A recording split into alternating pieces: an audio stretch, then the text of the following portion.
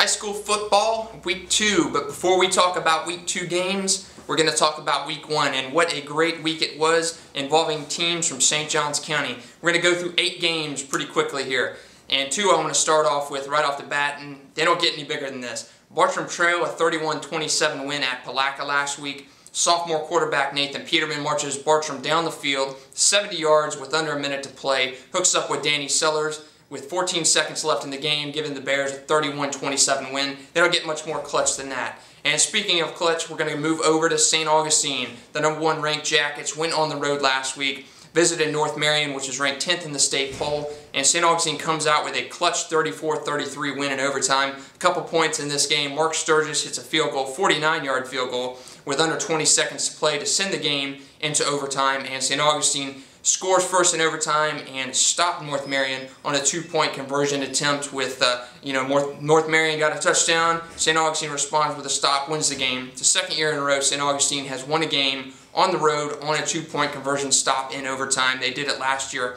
at Flagler Palm Coast. Some more games from last week. Menendez loses 21-0 to Bishop Kenny. Nice falls 20-10 to Fletcher.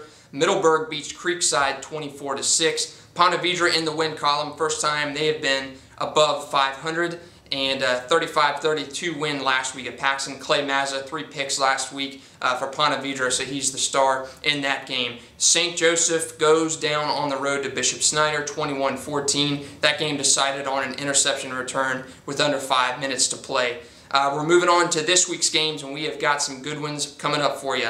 St. Augustine hosting Bartram Trail. That should be a great game, matching the Jackets defense, the new star Nathan Peterman at Bartram, and some St. Augustine guys to look out for. Dwayne Brady had a kickoff return for a touchdown last week. Big stars in that game. Should be a good one. Bartram 0-8 against St. Augustine, so they want to get on the win column against the Yellow Jackets. Nice going to Menendez, and that's these two teams haven't played in a few years. Should be a good one. Veterans Night over at Menendez, so if veterans are going to be honored before the game, September 11th, should be a good festivity, pregame festivities over there at Menendez. Ponte Vedra going over to Episcopal. That should be a good one. Ponte Vedra looking to move to 2-0. And Lake Mary Prep visiting St. Joseph. A little bit of turmoil at St. Joseph this week.